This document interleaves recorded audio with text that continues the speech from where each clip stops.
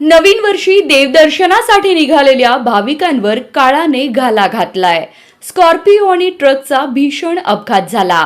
यामध्ये 4 जणांचा जागीच मृत्यू झालाय। त्यामध्ये 2 महिला आणि 2 पुरुषांचा समावेश आहे। जखमींना सोलापूरमधील रुग्णालयात उपचारासाठी दाखल करण्यात आलंय। गाणगापूरला जात असताना मैंदर्गीजवळ अपघात झाल्याचं समजतंय। मृत हे नांदेड जिल्ह्यातील असल्याचं प्राथमिक माहितीमधून समोर आलंय।